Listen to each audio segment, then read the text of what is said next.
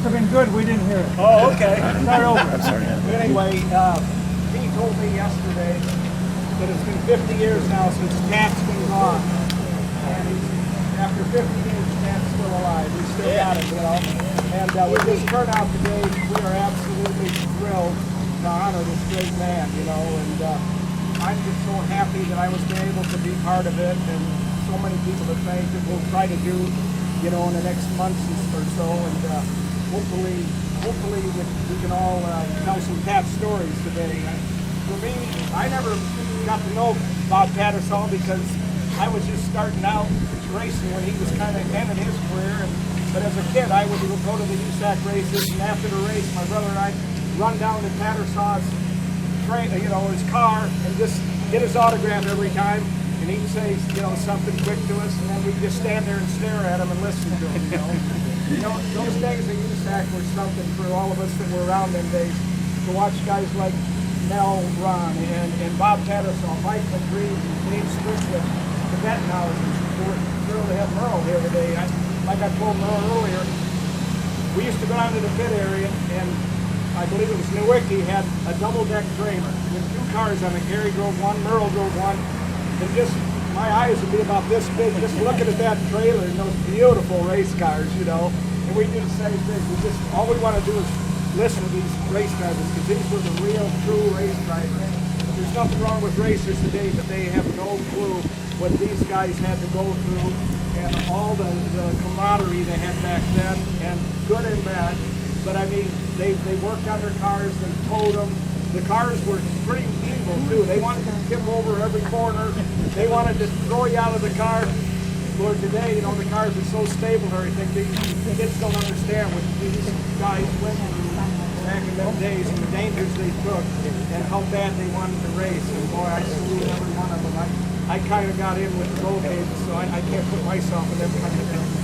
But, you know, what a thrill it was. And, when I first met Bob, it was just like, you know, just like we were looking at AJ Floyd or somebody today, or, you know, I mean, it was just, he was that big to all of us. And obviously, with all you people here today, he must have touched a lot of lives. And, what an honor it is to be part of this. We started it quite a while ago, you know, and it's finally come to head here. I'm sure that we've been able to do it.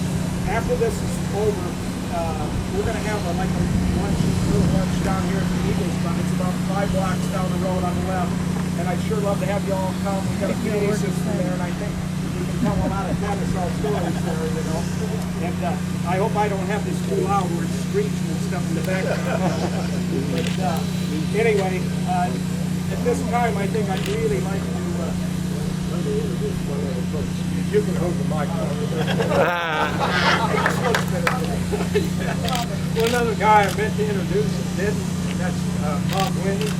He's in the back. He came from St. Louis. And Danny Fry. Yeah. Big Robert and Billy Taylor. I mean, the people came from everywhere. Roy Taylor. Yeah. There's so many people here, and it just makes the event even more special, and I know Keith can attest to that. I know she's loving to see everyone. That calibration. That calibration, yeah, I almost forgot Jack. It's pretty hard to do that. But anyway, we're going to have the lunch now. We'd like you to come and tell some stories. At this time, I guess, I should introduce the Lady of Honor here. I think we all know. What did you do last Saturday? What did I do? What did you do last Saturday? Went to Sycamore. And what happened when you raced it? In 70. We got second. Second last. I think a lot of us fell off. Hey, Kevin. This is the man I raced against when I was in Australia, Peter Nunn. Peter Nunn. Peter Nunn lives in America now. We got Australians here. We got Californians, Missourians, aliens. Anyway, we have the Lady of Honor here tonight, and this lady has done so much for racing also, and her story, being with Bob all those years, wow, you guys just even imagine the story she got. Can you imagine? we gotta have a standing ovation for D-Town. We are standing. That's what he's saying. 7, but everybody come up to the Eagle and we'll have a visit. I'm sure everybody's got a story to tell. I know Mel can tell some stories. Mel was with Bob just before he passed and had the last dinner with him. Yes, he did. And I want to thank everybody for coming. Come down to the Eagles and we'll be out. How's that? I'm sorry. You're good, buddy. Sorry. I'm sorry. You're good. Hi, Ed. How you doing? I heard that. Okay, thank you. Now it is time. It is time for Dee to unveil the marker. So Dee, please step over. Anyone you want to have you join with you? All right. All right, that sounds good. He made me nervous. Oh, thank you. Anyway. So I think it should be a first. Sorry. Right? Okay. Take one. Okay.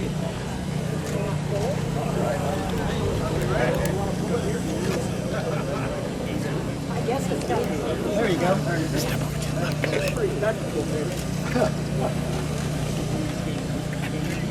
Oh. This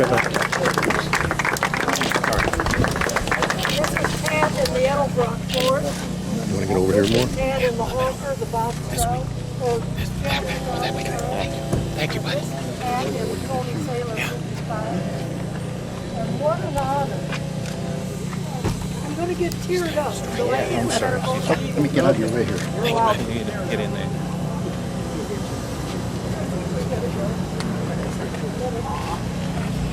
I'm sorry for being emotional. No. Love it. Hey.